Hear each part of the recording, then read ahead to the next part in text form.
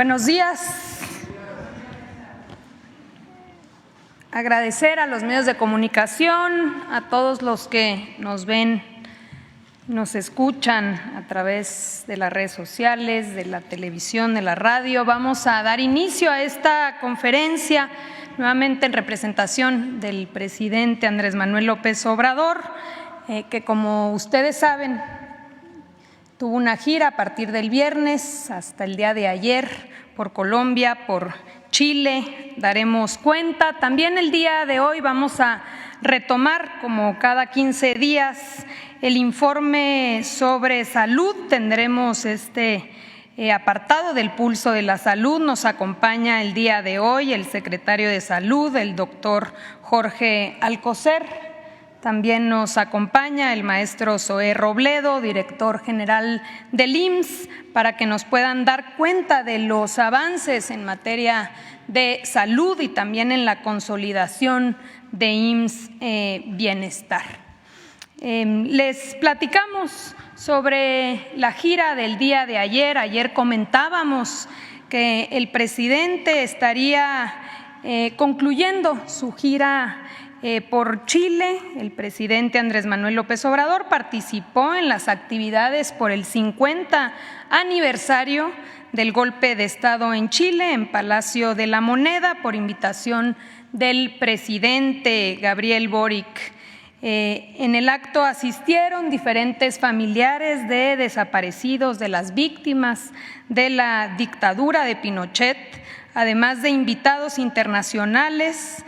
También estuvo presente el presidente de Bolivia, el presidente de Colombia, el presidente de Uruguay. También estuvo presente el primer ministro de Portugal, de manera virtual también Alberto Fernández, presidente de Argentina.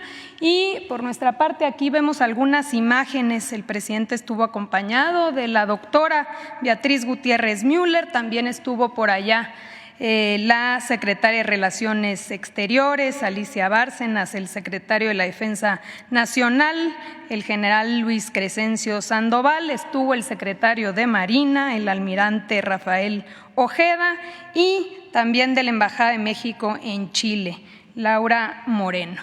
Algunos puntos a destacar sobre la gira del día de ayer. Durante esta jornada, el presidente reiteró su profundo respeto y cariño por el presidente Salvador Allende, al que llamó el apóstol de la democracia de Chile y un símbolo de la dignidad de los servidores públicos en todo el mundo. También reiteró que México y Chile son pueblos hermanos, que están unidos por los ideales de libertad, de justicia, de democracia y del respeto irrestricto a la soberanía. Se suscribió el compromiso de Santiago junto con otros jefes de Estado y expresidentes chilenos. Este documento enuncia 4 puntos para defender y cuidar la democracia y el Estado de Derecho. Fue una gira exitosa y finalmente ya está nuestro presidente en territorio nacional. Vamos, si les parece bien, pasamos al pulso de la salud, dándole la palabra al doctor Alcocer para que nos pueda introducir el tema. Adelante, doctor, por favor. Sí, muchas gracias. Con su permiso, señora secretaria. Muy buenos días a todas y todos ustedes. Como se sabe, el día de ayer se conmemoró el atentado contra Salvador Allende. Si bien es conocido por ser estadista y presidente de Chile, no se debe olvidar que fue médico cirujano. Antes de ser presidente, cuando recorría su país como médico, publicó sobre sus experiencias en un librito llamado La realidad médico-social chilena, una obra poco conocida sobre la salud pública, pero muy importante para los proyectos, por cierto, de transformación que emprendemos en este gobierno. Allende, el médico, describe claramente que el principal condicionante del nivel de salud de una población es su nivel socioeconómico. El mismo día que moriría, Salvador Allende, el presidente, el médico, el humanista, afirmó con certeza: los procesos sociales no se detienen ni con el crimen ni con la fuerza.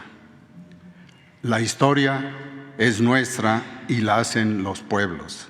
Y el pueblo de América Latina debe defenderse, nunca sacrificarse. El pueblo no debe dejarse arrasar ni acribillar, pero tampoco puede humillarse. Hoy en el Pulso de la Salud, el maestro Zoé Robledo informará los avances del IMSS Bienestar 2023 en el país para atender a la población sin seguridad social. En esta ocasión con dos temas. El primero, la evaluación del programa Médicos Cubanos en el Instituto Mexicano del Seguro Social, Bienestar, a un año de su inicio.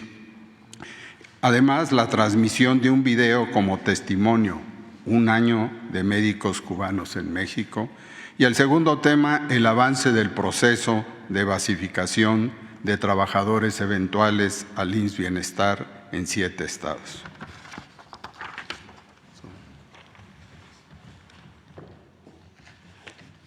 Muchas gracias. Con su permiso, señora secretaria, Luisa María Alcalde, secretario Alcocer, muy buenos días a todas y a todos.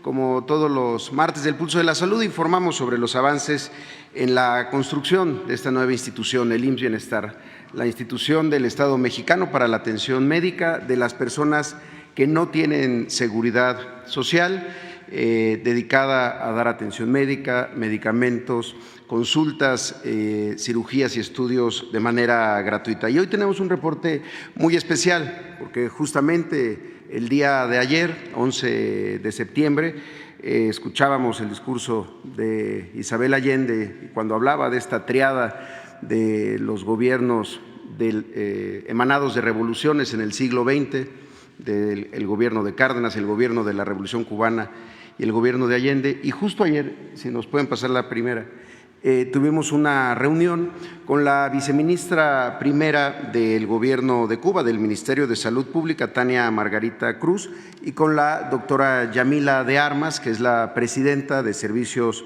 Médicos Cubanos, la agencia del Estado cubano que desde hace más de 60 años presta este tipo de servicios de colaboración con diferentes naciones. Como saben ustedes, desde el 8 de mayo del año 2022 iniciamos esta colaboración con el Gobierno de Cuba, que es muy particular en México porque se enfoca específicamente a médicas y médicos especialistas. Servicios de Salud de Cuba, en estos 60 años de experiencia, ha colaborado con 165 países en todos los continentes del mundo, desde China, Italia, Qatar, Panamá, Turquía, y ahora desde hace un año en México, pero con médicas y médicos exclusivamente especialistas que van a los lugares más apartados, a donde ha habido durante muchos años baja cobertura o vacancias porque no ha habido forma de tener médicos especialistas de otra manera y que ahora han estado trabajando. Esta colaboración ha rendido frutos a la fecha, la siguiente. Se han contratado un total de 806 médicas y médicos especialistas. Son 39 las especialidades, desde cirugía, ginecología, pediatría, medicina interna, nefrología, cardiología, neurocirugía. Son realmente especialidades complejas. Están atendiendo en este momento en 16 estados de nuestro país y en hospitales, muchos de ellos que nunca habían tenido la presencia de un médico especialista, en algunos casos incluso desde su inauguración. Trabajan en lugares como la Mesa del Nayar, la Montaña de Guerrero, la Costa Chica de Oaxaca, en Cananea, en Sonora, en zonas rurales también de Tlaxcala o de Colima o de Michoacán, en la Huasteca Alta de Veracruz, en Zacatecas, en Morelos, en Campeche.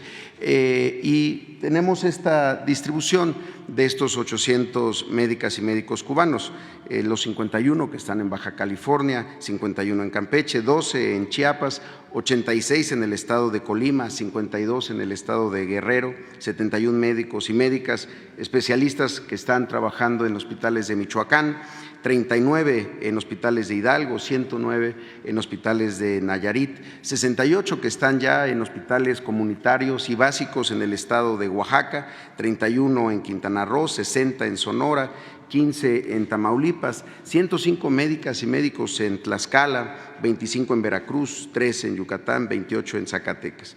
La verdad que ha sido una experiencia extraordinaria. Son médicas y médicos cubanos que están salvando la vida de mexicanas y de mexicanos. En ese sentido, el avance del reporte y la evaluación que se está construyendo sobre su participación en nuestro país, la siguiente, es al momento da estos números: 665,194 consultas de especialidad, 42,600 estudios de ultrasonido, 38,600 sesiones de diálisis acompañadas por nefrólogas cubanos, 23,492 cirugías que sin la presencia de estos médicos no hubieran ocurrido. Eso es lo más importante. Son quirófanos, muchos de ellos que aunque estuvieran habilitados, equipados con insumos y licencias, no contaban con un médico cirujano y un anestesiólogo para llevar a cabo una cirugía. Estas 23,000 cirugías simplemente no hubieran ocurrido sin la presencia de los médicos y médicas cubanos. 3,212 estudios de alta tecnología, 1,983 partos y 891 cesáreas, así como 592 endoscopías. El día de hoy quisimos traer un video también en agradecimiento a ellas y a ellos, en donde hablan de esta colaboración. ¿Sí lo podemos pasar, por favor?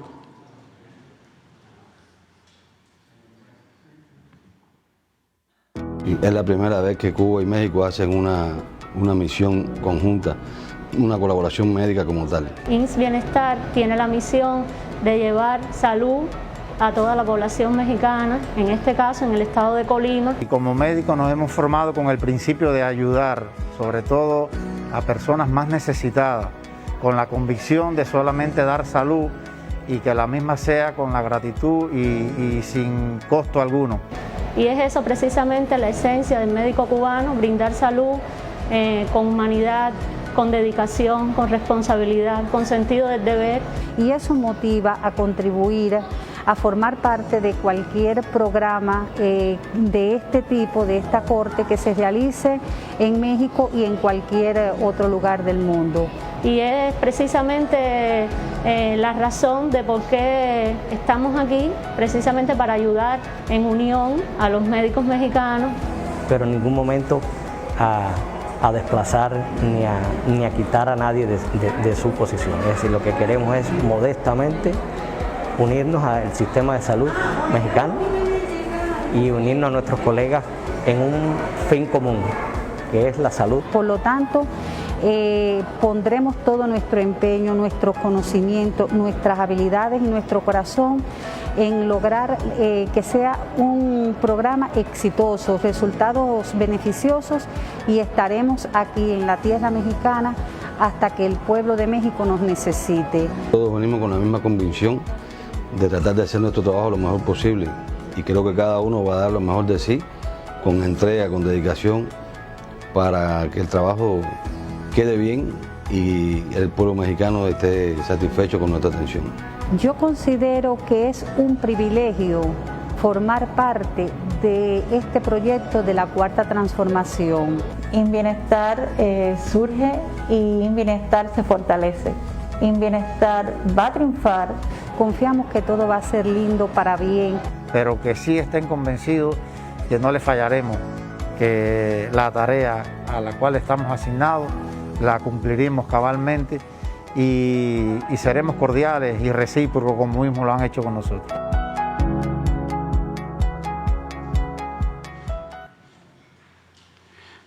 Muchas gracias.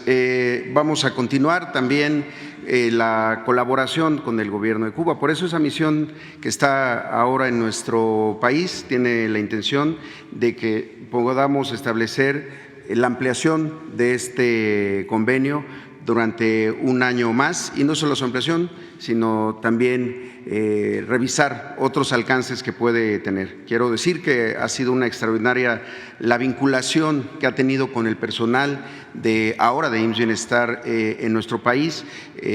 Han tenido verdaderamente una unión como un solo equipo, porque también algo que aportan mucho los médicos, médicas, especialistas cubanos es este sentido de deber de la práctica médica y también un ánimo siempre de enseñar, de compartir experiencias y de poder compartir también su conocimiento. Entonces, estamos de verdad muy agradecidos. El otro reporte que tenemos el día de hoy tiene que ver con el proceso de basificación del personal de atención médica que está en hospitales, en centros de salud, de los que están siendo transferidos al IMSS Bienestar. Como lo saben, durante las épocas del Seguro Popular se empezó a tener un número muy grande de personal sanitario. Estamos hablando de médicos, enfermeras, camilleros, laboratoristas, técnicos, todo lo que se necesita para la operación de una unidad, pero que no tenían fuente de financiamiento, es decir, que eran contratados de manera eventual, con contratos de poca duración, a veces de 3 meses, a veces de 6 meses, a veces de 1 año, y pasaban los años y se mantenían así, vulnerando todos sus derechos laborales.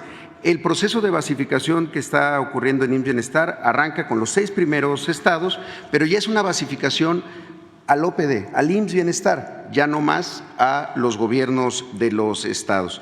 Por eso son los 6 primeros estados donde lo estamos haciendo. Son Nayarit, 467 personal de salud que ya firmó su plaza, su base en atención médica.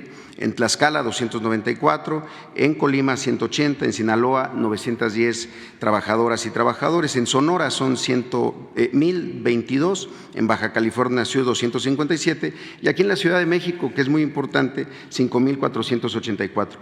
Quiero comentar que los criterios que se establecieron para esta primera etapa son muchos más, pero la primera etapa tiene que ver con, primero, que no tuvieran ninguna base en ninguna otra institución de salud. Es muy común que las personas trabajadoras del sistema de salud puedan trabajar en más de una institución. Entonces, empezamos con los que no tienen ninguna base, por un tema de justicia social también. Segundo, que están asignados a áreas de atención médica, es decir, son personas que están trabajando en hospitales o en centros de salud.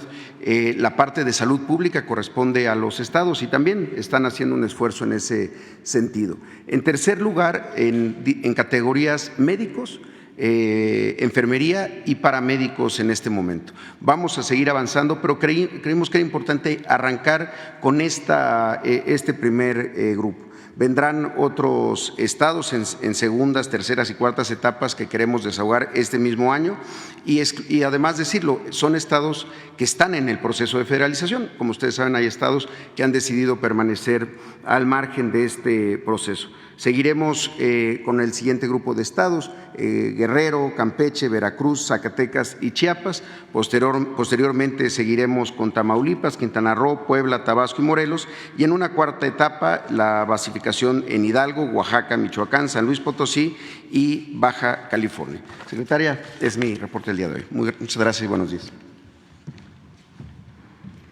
Muchas gracias al doctor Alcocer y al maestro Zoé Robledo. Solo reiterar nuestro agradecimiento a Cuba, al pueblo cubano y a las médicas, médicos que hoy fortalecen nuestro sistema de salud. Reiterar aquí lo que ha dicho en varias ocasiones el presidente, que se puso de manifiesto el déficit que teníamos de especialistas, de personas que pudiesen reforzar nuestro sistema de salud y la vinculación que ello tiene con una visión privatizadora de la educación, porque no es que no hubiese jóvenes interesados en estudiar medicina.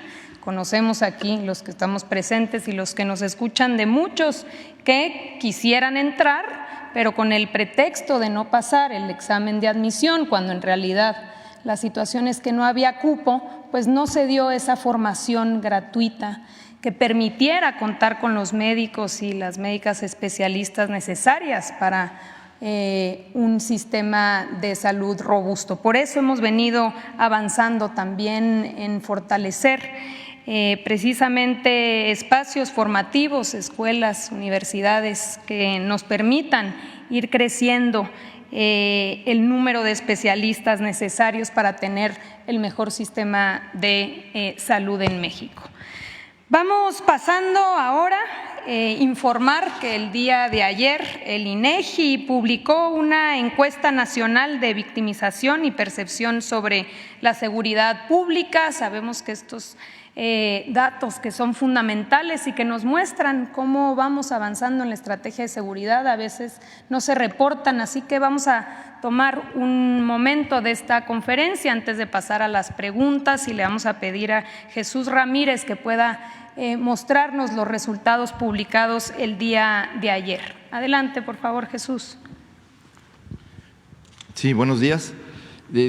Esta encuesta del INEGI es anual. Es una encuesta sobre victimización y percepción de la seguridad pública y trae datos interesantes. Esta se dio a conocer el día de ayer. Por cierto, ningún medio ha destacado los resultados. Hay datos interesantes. Y bueno, esta encuesta que tiene desde el 2011 que se viene siguiendo, pues trae los siguientes datos, los siguientes resultados más interesantes. La primera es que hay menos hogares que reportan ser víctimas del delito. Ese es un dato importante, es el dato que incluso los hogares son en 10 años, es el dato más pequeño o más reducido. En el caso hay importantes disminuciones en delitos como el robo en la calle y transporte público y extorsión. También en esta encuesta resulta que sigue la tendencia a la baja en la percepción de inseguridad, sobre todo en las colonias, en el espacio más cercano a la gente, las colonias, los municipios. Este dato es interesante porque es el dato más, la percepción menor en 10 años, cosa que también es importante. Y el cuarto dato interesante de esta encuesta es que las Fuerzas Armadas, la Guardia Nacional, pues cuentan con la mayor confianza y tienen la menor percepción de corrupción. Y luego veremos también en la percepción o en la confianza de los ciudadanos qué instituciones identifican como las más corruptas o donde tienen mayores desconfianza. En el caso de menores víctimas del delito, en 2022, porque esta es anual, pero se recuperan los datos del año y bueno, pues ya tienen el total de datos el INEGI. Y bueno, en 2022 se estimaron 6.7 menos víctimas del delito en comparación con 2021. Sin embargo, el dato más importante es que en el 2022 se tiene la cifra más baja en 10 años en cuanto a las víctimas del delito. Y este dato pues es un dato duro. La tasa de prevalencia de acuerdo a cada 100,000 habitantes, tenemos que en 2022 hubo 22,587 el índice por cada 100,000 habitantes víctimas de un delito, lo que significa un 20% menos desde que inició esta administración. Y además es el dato más reducido en 10 años. Entonces, las dos comparaciones son importantes. La que sigue, por favor. ¿Es esta? Bueno, menos incidencia delictiva. En 2022 la tasa de incidencia delictiva por cada 100,000 habitantes fue 6.8 menor comparado con 2021. Sin embargo, si lo vemos en lo que es en esta administración en estos últimos 5 años, bueno, en realidad son 5 años, desde 2018 a la fecha es menos 24%. Es decir, tenemos en la incidencia delictiva por cada 100,000 habitantes 28,701 delitos por cada 100,000 habitantes, pero esto significa una reducción en este sexenio del 24.1%, y también es la cifra más baja desde el 2012. En 10 años esta es la cifra más baja en cuanto a la incidencia de delitos por cada 100,000 habitantes. La que sigue, por favor. Y tenemos en los principales delitos, también hay reducciones en todos los delitos, con excepción de uno que no es grave, que son amenazas verbales. Pero aquí hay que destacar que en fraude, por ejemplo, la reducción pues es significativa. En robo, asalto a la calle o transporte público también hay una reducción importante de los delitos, así como en extorsión, amenazas verbales es el único delito donde hay suben las denuncias. En robo total o parcial de vehículo también hay una reducción. En robo a casa habitación, en lesiones, etcétera. En todos los principales delitos hay reducciones del año pasado a esta fecha. Entonces, y hay que destacar tres cosas. Bueno, una cosa que es fraude, el principal delito de fraude, extorsión y amenazas verbales son delitos no graves. Entonces, también eso es importante, que los principales delitos, en la mayoría, son delitos no graves y hay una reducción importante. Lo que sigue, por favor. Bueno, aquí este es un dato importante en cuanto a que esta encuesta mide la percepción de inseguridad de los ciudadanos respecto a la entidad federativa, a su entorno cercano al municipio y la colonia. Y aquí destaca el hecho de que, bueno, todos van a la baja. En el caso de entidad federativa, el 74.6% de la población siente inseguridad, sin embargo es el dato más bajo en lo que va de esta administración, 4.8 puntos menos. En el caso de la percepción de inseguridad a nivel municipal, también es una reducción de 6.3% menos, y en los últimos 10 años es el mismo dato. O sea, estamos recuperando, digamos, llegando a los niveles de hace 10 años. Igual en el caso de la colonia y la percepción de inseguridad en la colonia o localidad, que es de 39.9% de la población siente inseguridad en su colonia, estamos en niveles de hace 12 años. Entonces, también estos datos son importantes de cómo se ha venido reduciendo la incidencia delictiva, la percepción de los ciudadanos y los delitos concretos que sufren las familias, los hogares y las personas. El que sigue, por favor. Aquí este dato es importante en tanto que la confianza en las autoridades de la población pues sigue siendo muy alta, sobre todo a nivel de las fuerzas federales, ¿no? La Marina, que tiene un aumento en la confianza, tiene una confianza del 90.1%, el Ejército, que tiene 87.2% de confianza de la población, y la Guardia Nacional, que es un actor nuevo a partir de esta administración, pues alcanza un 80.8% de confianza de la población. En caso de la Fiscalía General de la República, pues el 64.2%. Los jueces tienen una percepción de confianza del 59.1%. Así la Policía Ministerial, Estatal, el Ministerio Público, la Policía Preventiva Municipal y que tienen alrededor del 50%, y la Policía de Tránsito, que alcanza el 47%. Todos han ido mejorando relativamente la confianza en las autoridades en la percepción de los ciudadanos. La que sigue, por favor. En cambio, el asunto de la percepción de corrupción de las autoridades encargadas del orden o de la justicia, pues vemos que la Policía de Tránsito sigue siendo la policía con mayor desconfianza de los ciudadanos, ¿no? Entonces, aunque bajó un poco, aún mantiene el 73.9% de percepción como policías corruptas.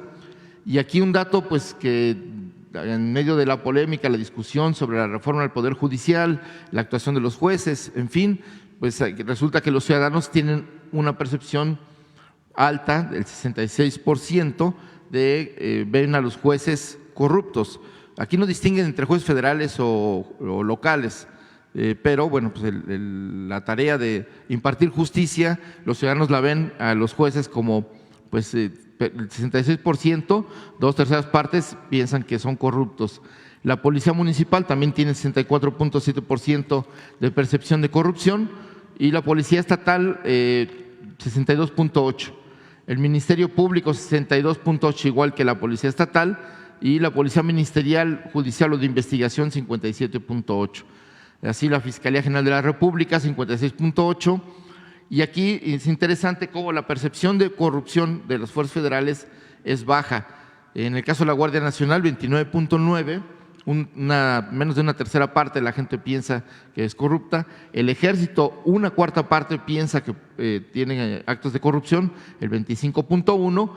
Y en el caso de la Marina, pues menos del 20%, el 19.1%. Entonces, estos son los principales resultados de esta encuesta de percepción y de victimización en cuanto a delitos en la seguridad pública. Entonces, pues esa es la presentación y esperemos que los medios destaquen estos datos porque es importante que la población esté informada de que esta situación se está presentando y que son datos favorables en cuanto al trabajo de la seguridad pública. Gracias.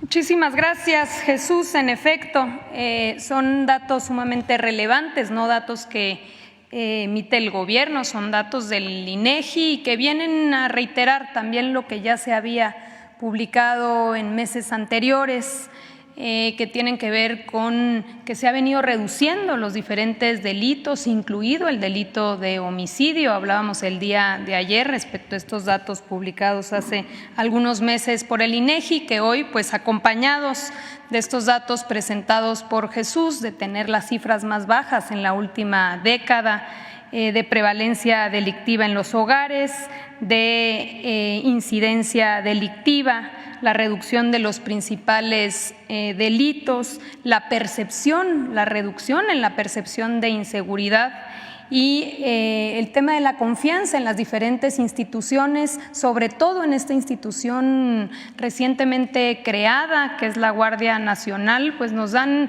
luz de que las cosas van mejor, de que hemos logrado a través de esta estrategia avanzar en la pacificación del país. Pero quizá de lo más relevante es que pone en evidencia de que la estrategia de atender las causas que generan la violencia es una estrategia correcta, que si la inversión se focaliza en que los jóvenes tengan oportunidades de empleo, que tengan posibilidad de mantenerse en la escuela estudiando, si se focaliza en apoyar a los que menos tienen, entonces se generan posibilidades de futuro y vamos avanzando en la pacificación del país. Así que estamos, por supuesto, muy contentos por estos resultados y ojalá que los medios de comunicación difundan, porque es un derecho de la ciudadanía de saber qué está sucediendo en nuestro país en materia de seguridad.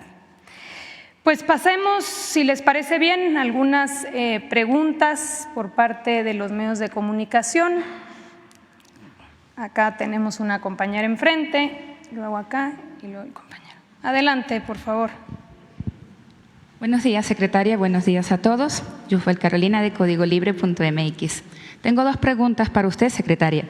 Diversos analistas económicos amanecieron hoy diciendo que el endeudamiento que se espera para el próximo año podría ser grave.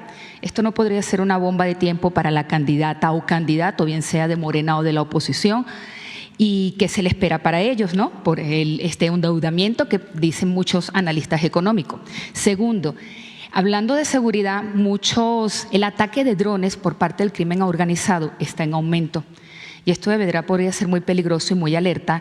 ¿Qué tiene el gobierno federal o cómo se prepara para las elecciones o los candidatos que vayan a un buen puesto? ¿Y cómo se va a parar esto de los ataques de drones por parte del crimen organizado? Gracias. Al contrario, muchísimas gracias por la pregunta. Bueno, sabemos y el propio secretario de Hacienda, ahora el viernes que presentó el paquete económico, usó una extensa explicación de hacia dónde está orientado. Ayer hablábamos de cuáles son los principales objetivos. Uno tiene que ver con ir concluyendo este y el siguiente año todas las obras de infraestructura, el apoyo a los principales ejes que han sido los ejes de la Cuarta Transformación, que tiene que ver con fortalecimiento de salud, de educación, de los programas sociales y lo que tiene que ver con concluir el Tren Maya, el Istmo, las diferentes obras en materia hidráulica que se tienen alrededor del país, infraestructura fundamental para poder tener acceso al agua en todas las regiones de México. Entonces, hacia allá está orientado el presupuesto. Es un presupuesto, un paquete económico que garantiza una transición ordenada, es una propuesta prudente y sobre todo enfocada en consolidar el estado de bienestar. Y si les parece bien, sería interesante, y ya el presidente a partir de mañana que retoma las conferencias, pues probablemente se pueda invitar al secretario de Hacienda para que pueda de manera detallada ir exponiendo todos estos detalles y todas estas cuestiones que integran el paquete económico. Así que lo haríamos de esa manera, no sin antes reiterar y asegurar sobre todo al pueblo de México que es un paquete económico pues que con la misma orientación de poder contar con los recursos necesarios a partir de un ejercicio honrado, eficiente, sin privilegios, pues se puede contar con los recursos necesarios para concluir todas las obras. El compromiso del presidente, y en eso acompañamos todo el equipo de gobierno, es que no nos queden obras inconclusas. Conocemos muy bien lo que sucedió en el pasado, entre que se cortaban listones para inaugurar hospitales vacíos, elefantes blancos, o simplemente se hablaban y se inauguraban proyectos que finalmente no eran concluidos. Aquí la idea es cumplir con todos estos compromisos, cerrar, pero sobre todo dar cuenta de que se puede a través de la inversión pública como detonante de desarrollo pues ser un polo de atracción de inversión privada. ¿Qué va a pasar en el sureste? Pues que hay una inversión importante en infraestructura hoy pública a través de el dinero de todas y todos los mexicanos que va a detonar y que ya está detonando un atractivo para que diferentes industrias se acerquen a esa región del país que estaba totalmente excluida, abandonada, olvidada. Entonces, hacia allá va el presupuesto. Siempre se ha mantenido en estos ya 5 años de gobierno mucha responsabilidad en el gasto público, así seguirá siendo y vamos, si les parece bien, a dar ese espacio. Esperemos que el propio secretario pueda venir a darles todos los detalles que requieran. Por el otro lado, platicar también, incluso aquí también se ha hablado del asunto respecto a este tema de los drones. Hay una iniciativa ya presentada por el Ejecutivo Federal. Fue una iniciativa en donde participó tanto la Secretaría, tanto la Marina como la Secretaría de la Defensa, como la Secretaría de Seguridad, de manera integral con algunos legisladores en esta materia de drones, que también pues abre estas nuevas realidades y pretende regular precisamente para que no sucedan este tipo de cuestiones. Entonces, pues estaremos pendientes de la discusión del Congreso. Como sabemos, ya será tarea de ellos esta discusión que pretende atender estas nuevas realidades. Muchas gracias. Al contrario, muchas gracias a ti. Teníamos acá atrás a la compañera. Adelante. Sí, buenos días, secretaria, secretario, director. Preguntarles sobre esto que anticipó ayer el legislador Ignacio Mier de un recorte de 4,000 millones de pesos al INE. Si en el gobierno federal se ve suficiente este recorte que se anticipa, lo que él argumentó es que ya no se proyectaría la consulta popular para la reforma al Poder Judicial en aras de que pues Morena con el Verde y el P tendrían mayoría. ¿No ve que es un exceso de confianza de parte del partido augurar que se tendrá esta mayoría para lograr la reforma con una mayoría calificada en el Congreso para la próxima legislatura? Por favor. Bueno, tiene que ver ya con la división de poderes. Ayer hablábamos, le toca en específico a la Cámara de Diputados el poder tener esta discusión respecto a un gasto racional de los recursos de todas y todos. Entonces, ¿qué le toca al Ejecutivo? Bueno, pues recoge cuáles son las propuestas que hacen los diferentes órganos, y las propone tal cual al Legislativo.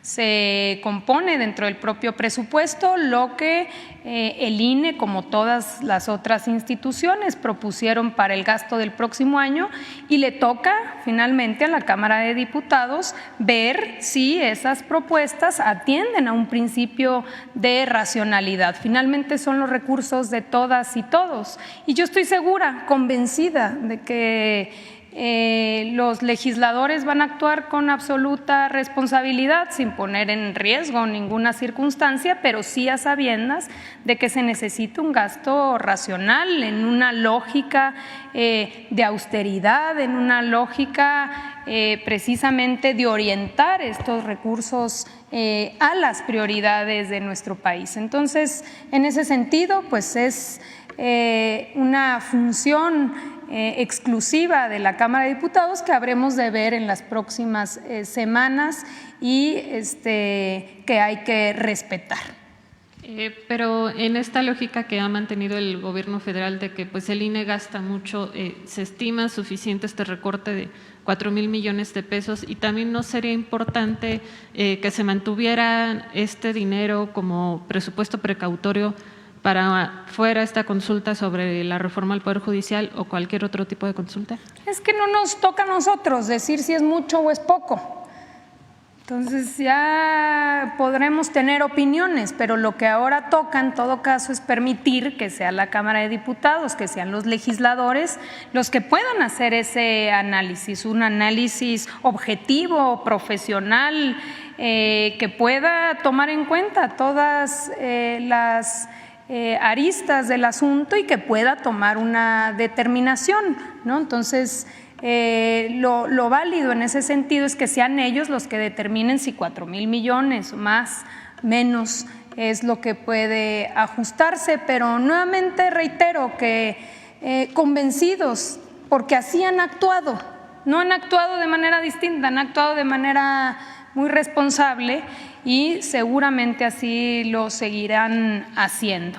Ellos también comparten esta visión de que pues no se puede, digamos, dar paso a que haya más de lo que se requiere porque hay que reforzar.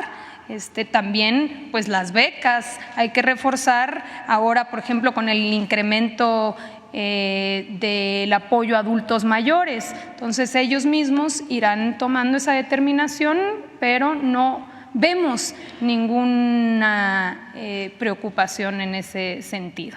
En ningún caso se pondría en riesgo ninguna circunstancia. Bien, secretaria. También ayer en Estados Unidos se aprueba la actualización de las vacunas Pfizer y Moderna. No sé si en México se estaría proyectando hacer una adquisición de vacunas acordes a estas nuevas variantes contra el COVID que se han dado.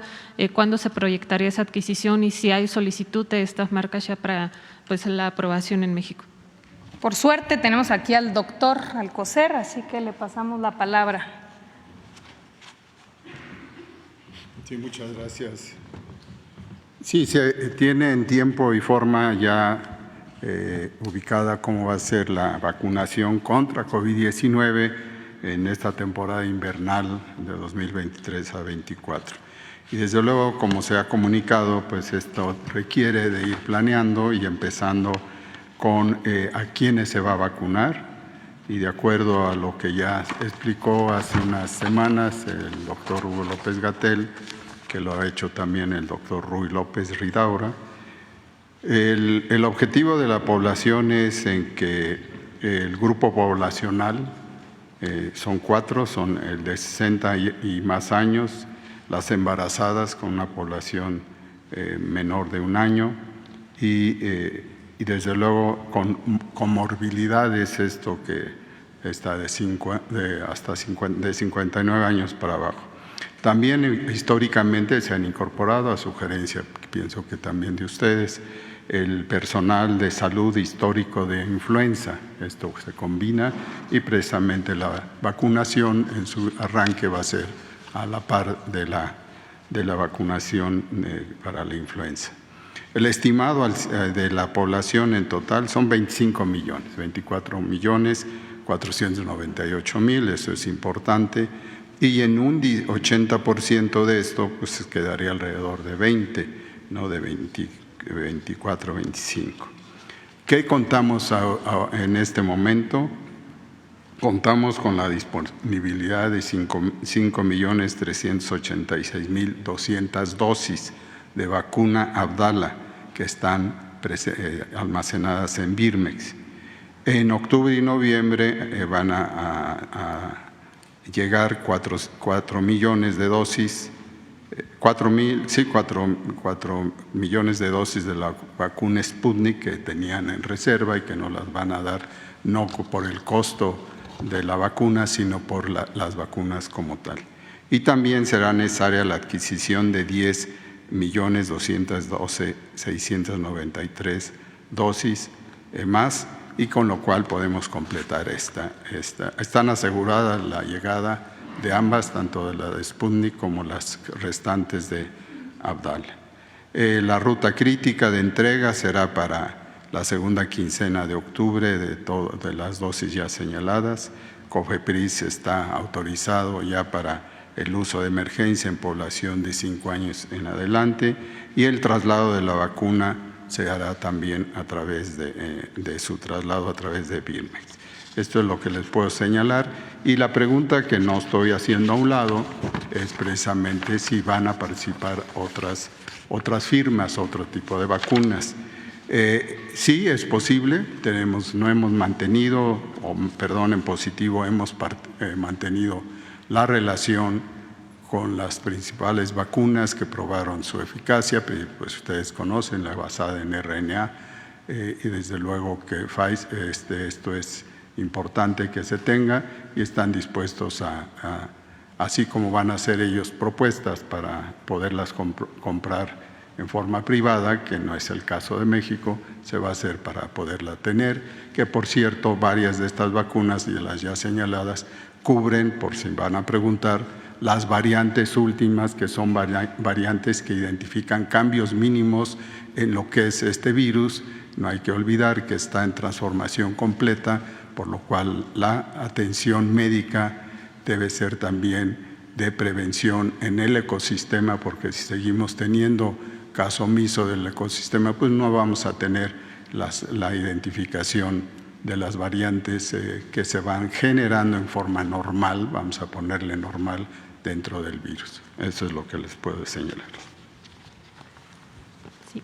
Gracias, secretario. Finalmente, secretaria, preguntarle, ¿el presidente se toma el día libre hoy o estará atendiendo reuniones privadas?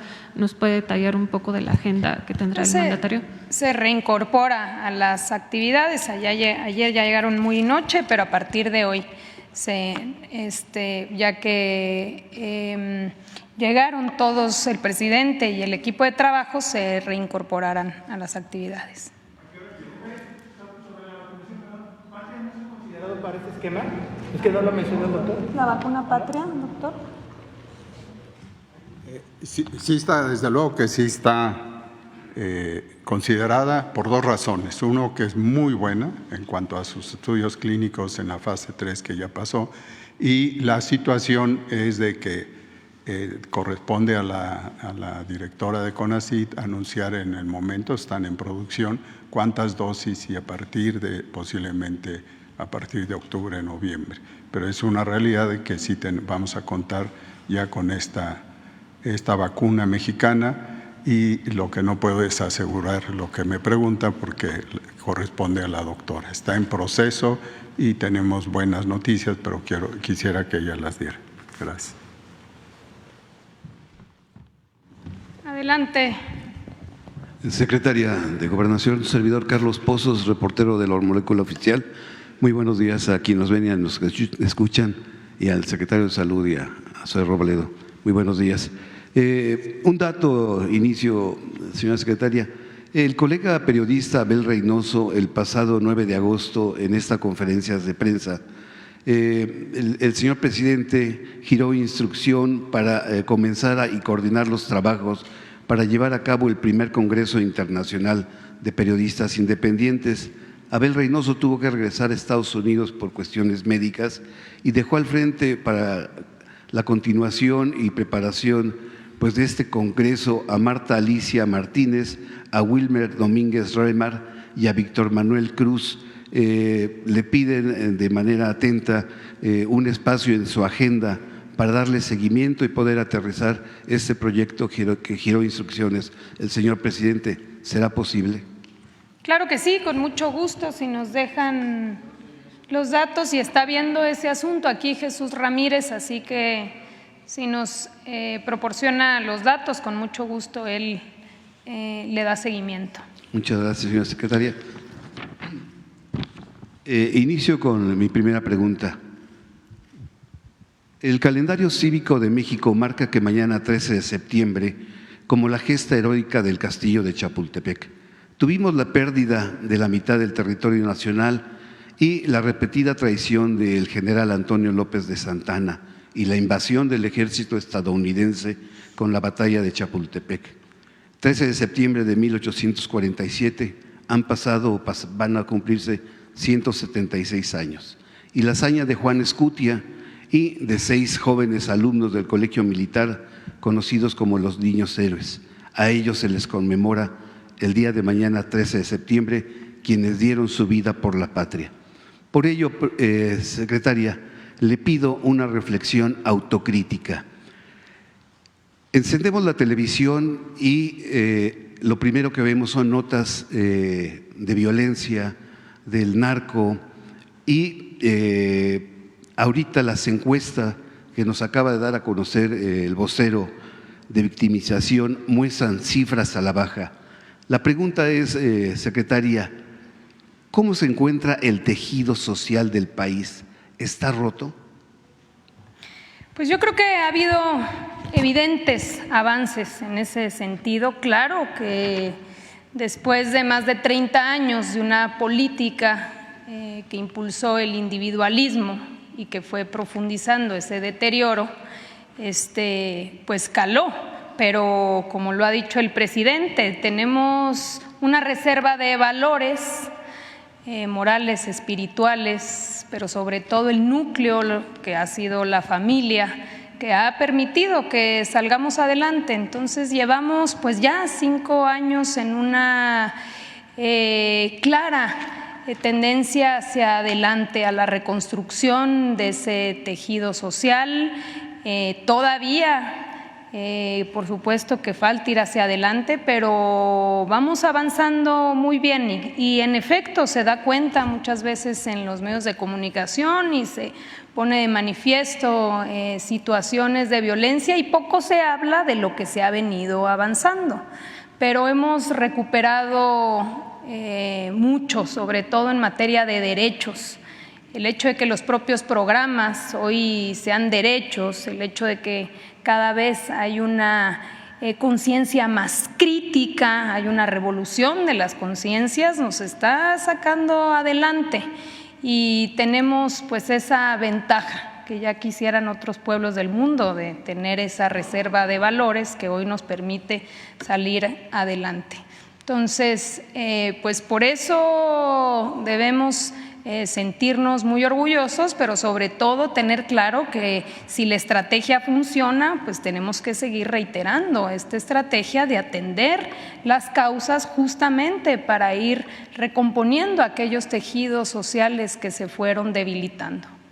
Gracias. Mi segunda pregunta, secretaria de Gobernación, es en el sentido, en un foro regional en Monterrey, la señora Berta Xóchitl Gálvez Ruiz declaró que hay una cultura distinta en el sureste del país y no podemos aplicar un modelo similar al del norte. Ella, la señora X, dijo: recuerdo cuando trabajaba con Vicente Fox, quisieron instalar maquiladoras en San Cristóbal de las Casas, Chiapas. Y le dije: va a ser un fracaso, nadie va a ir a trabajar 8 horas seguidas porque no es su cultura. El próximo jueves 14 de septiembre se cumplirán 200 años de la anexión del estado de Chiapas al Pacto Federal, pues hace 2 siglos que en el año de 1824 los habitantes de Chiapas formalizaron ante el Congreso mexicano su deseo de anexión al nuevo país independiente como un estado federal.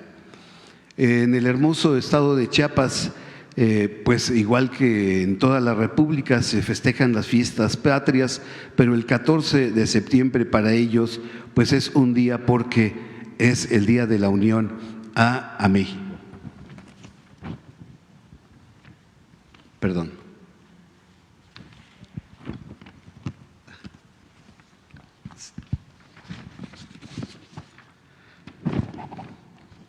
El jefe del Estado de México, el jefe de la Nación, el licenciado Andrés Manuel López Obrador, nos ha explicado que desde tiempos atrás se ha sostenido que Chiapas llegó tarde o de plano no llegó a la independencia, a la reforma y a la revolución. Y eso no tiene sustento. Chiapas ha estado siempre presente en las transformaciones de México. Mi pregunta es, secretaria, ¿la Cuarta Transformación está pagando la deuda de justicia que se tiene con el pueblo de Chiapas, especialmente con los indígenas, con los marginados del campo y de la ciudad, con las obras insignias de esta administración, que es el Tren Maya, el corredor interoceánico y la refinería Olmeca? Pues yo creo que sí, que los propios datos han mostrado el evidente cambio. Hablábamos, por ejemplo, de Coneval y los datos de pobreza y cómo en estas regiones del país es donde más avance ha habido en la reducción de la pobreza, precisamente porque eran una región, estados olvidados, donde se apostó al norte, ¿no? Después del Tratado de Libre Comercio hubo cierto desarrollo en el norte, también decirlo, con bajos salarios, prestaciones precarias, pero finalmente con mayor infraestructura y desarrollo. Y al sureste del país se le abandonó. No solamente no había desarrollo y crecimiento, si vemos los datos de empleo, pues no había generación de empleo, mucho menos de empleo formal, incluso a veces ya no hablemos de crecimiento, sino había decrecimiento y un abandono, una política más asistencialista de intermediarios, de organizaciones que cooptaron los apoyos del gobierno. Y es totalmente diferente y el impacto que ha tenido en la reducción de la desigualdad y de la pobreza pues son datos que nos hacen sentir profundamente orgullosos, porque si lo que ha dicho el presidente de que por el bien de todos primero los pobres, pues es quizá lo más evidente de ese proyecto de nación, el poder apoyar donde más se requiere, tanto como individuos como regiones del país. Y Chiapas pues se ha visto, así como Oaxaca, como Guerrero y como otras entidades históricamente rezagadas, pues hoy han visto un cambio importante, pero también una consolidación de proyectos de bienestar que son pisos mínimos que se están consolidando. Entonces, me parece que ha habido y está habiendo justicia para esas regiones del país donde pues simplemente no se les había tomado en cuenta. Solo para ilustrar mi pregunta, aquí está la fotografía de la señora Berta cuando hizo esas declaraciones de que en Chiapas no se tiene la cultura de las 8 horas. Bueno, en eso ya no nos metemos nosotros. Aquí la compañera, luego acá atrás, y también tenemos un compañero que nos visita de Argentina, que le vamos a pasar la palabra. Buenos días, secretaria. Berenice Telles Hernández, de ELIT de México. Bueno, mi pregunta es, el presidente de Argentina, Alberto Fernández, hizo unas declaraciones en este marco del 50 aniversario del golpe de Estado en Chile y mencionó que en América Latina está resurgiendo este discurso de odio. Y bueno, pues preguntarle si en nuestro país usted considera que hay vestigios o que la ultraderecha pretenda retomar este discurso de odio. Lo hemos observado en diferentes momentos en nuestro país, en los medios de comunicación, estos discursos precisamente de odio, de discriminación, pues de señalamientos. Incluso usted misma ha sido víctima de esta circunstancia por ser mujer, sobre todo, y por ser joven. Y quisiera que nos dijera algo al respecto en relación a esta declaración que hace el presidente. Bueno, sabemos muy bien que todavía hay presencia de aquellos que actúan e insisten en el racismo, el clasismo, la discriminación, la misoginia, pero cada vez son menos. Y esa es la buena noticia, que cada vez se pone de manifiesto, es más claro, es más transparente, ayuda incluso a veces a que se discuta, porque existía y se tapaba y no se daba a conocer. Hoy todos estos espacios, como el propio espacio en el que estamos hoy, que es diario que el presidente López Obrador de manera presencial en este diálogo circular, pues son temas que salen a la luz y que se ponen de manifiesto y que ayudan también a ir haciendo conciencia para que podamos erradicar de raíz el clasismo, el racismo y la discriminación.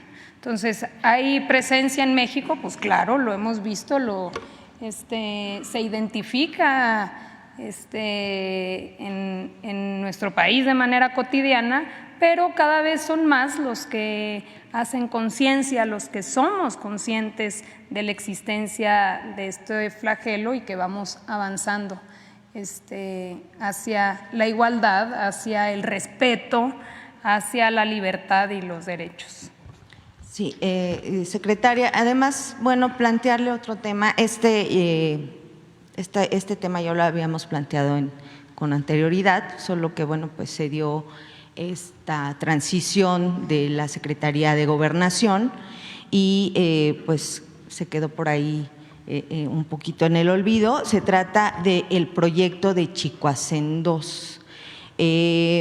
Bueno, pues como antecedente, en el 2013 comenzaron los trabajos de construcción de esta hidroeléctrica, donde, bueno, ejidatarios de Chicoacén acordaron con la Comisión Federal de Electricidad y ante representantes de la Procuraduría Agraria, pues que habría una expropiación de estos ejidos. Y bueno, pues se autorizó el uso común para la construcción del proyecto de esta hidroeléctrica y esto data del 2013 en la administración, pues todavía un tema de la administración neoliberal. Sin embargo, bueno, pues los ejidatarios fueron sometidos a una serie de engaños, a cobros indebidos, a pagos indebidos. Muchos de ellos, bueno, participaron en la hidroeléctrica. El tema es que hay perseguidos políticos a la fecha por esta situación, están pidiendo su intervención y la del señor presidente para que se pueda resolver esta problemática. Son ejidatarios que al final la única, desafortunadamente el destino que tenían era vivir ahí, donde se decidió construir esta hidroeléctrica, y que lo único que están pidiendo es que se les reconozcan sus derechos humanos, que se les deje de perseguir. Algunos de ellos están encarcelados piden también pues que se revise esta situación, porque en su momento pues fueron perseguidos políticos. Secretaria, le envió la información completa y ojalá se pueda hacer algo. Con mucho gusto, claro que sí. Si nos dejas la información, hoy mismo nos ponemos en contacto con ellos y con mucho gusto apoyamos. Muchas gracias. Si les parece bien, le damos la palabra al compañero periodista argentino que nos acompaña el día de hoy para ir concluyendo. Adelante. Buenos días, muchas gracias, secretaria. Norberto Gagliotti, de Argentina. Soy coordinador general de la Red Continental Latinoamericana y Caribeña de Solidaridad con Cuba y las Causas Justas. El motivo de esta visita es acompañar a la convocatoria del presidente Andrés Manuel López Obrador a conformar un gran movimiento contra el bloqueo a Cuba. Representamos a todos los países de América Latina y el Caribe en esta articulación y como primer tarea nos proponemos juntar 1 millón de firmas para pedir al presidente Joe Biden que retire a Cuba de esa lista de estados patrocinadores del terrorismo. Esa es la propuesta fundamental que traemos, informarles que en el año 2025 la Red Continental decidió hacer su primer encuentro aquí en México, valorando la historia de la solidaridad del pueblo y gobierno mexicano. No solamente con Cuba, sino con todos los pueblos de América Latina y el Caribe cuando las dictaduras ponían en riesgo la vida de nuestros militantes. México siempre nos tendió la mano, siempre nos dio hogar y salvó la vida de muchos de nuestros compañeros y compañeras. Tal vale el ejemplo del expresidente Evo Morales, quien estaba amenazada su vida y tuvo refugio aquí en México, y eso lo agradecemos y lo reconocemos profundamente. Por eso es que el primer encuentro de la Red Continental lo realizaremos aquí, serán anfitrión el Movimiento Mexicano de Solidaridad con Cuba y será en el primer semestre de 2025. Por último, queremos proponerle una decisión de la última reunión de la Red Continental al presidente Andrés Manuel López Obrador, que sea el presidente honorario de nuestra articulación, la Red Continental de Solidaridad con Cuba. Solamente eso, y agradezco, secretaria, este momento para expresarme. Al contrario, se lo hacemos llegar con mucho gusto y muchas gracias. Si les parece bien, aquí concluimos con la conferencia. El día de mañana estará ya presente el presidente Andrés Manuel López Obrador, agradeciéndoles mucho a todos los medios y a todos los que nos escuchan. Que tengan muy buen día.